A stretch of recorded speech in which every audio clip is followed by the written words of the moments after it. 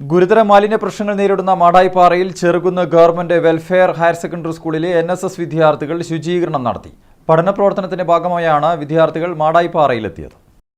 പഠനപ്രവർത്തനത്തിന്റെ ഭാഗമായാണ് Cherukunnu government welfare secondary സ്കൂളിലെ NSS വിദ്യാർത്ഥികൾ മാടായിപ്പാറയിലെത്തിയത്. എന്നാൽ പാറ നിറയെ മദ്യക്കുപ്പികൾ പൊട്ടിച്ചിട്ട കാഴ്ചയാണ് വിദ്യാർത്ഥികൾ കണ്ടത്. ഇതേ തുടർന്നാണ് ശുചീകരണ ദൗത്യം ഏറ്റെടുത്തത്. വടുകുന്ന ശിവക്ഷേത്രത്തിന് സമീപം നടന്ന ശുചീകരണത്തിൽ പ്ലാസ്റ്റിക് മാലിന്യങ്ങളും കുപ്പിച്ചില്ലുകളും ഉൾപ്പെടെ വലിയ തോതിൽ മാലിന്യങ്ങൾ നീക്കം ചെയ്തു. മാടായിപ്പാറയിൽ മാലിന്യം തള്ളുന്നവർക്കെതിരെ കർശന നടപടി സ്വീകരിക്കണമെന്നും പ്രകൃതിയെ സംരക്ഷിക്കാൻ സന്ദർശകരും ഉത്തരവാദിത്തത്തോടെ പെരുമാറണമെന്നും വിദ്യാർത്ഥികളും അധ്യാപകരും ആവശ്യപ്പെട്ടു.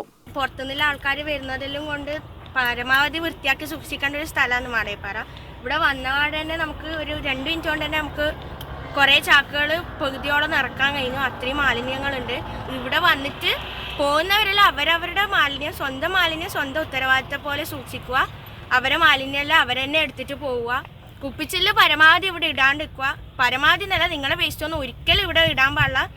നമ്മുടെ എല്ലാവരെയും ഭൂമിയാണ്. അപ്പം നമ്മളെല്ലാം അത് സൂക്ഷിക്കേണ്ടത് നമ്മുടെ ഉത്തരവാദിത്തമാണ്.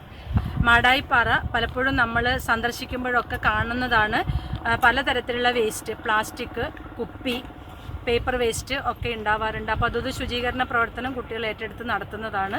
ശേഖരിച്ച മാലിന്യങ്ങൾ പഞ്ചായത്ത് അധികൃതർക്ക് കൈമാറി. News bureau, Pazhayangadi.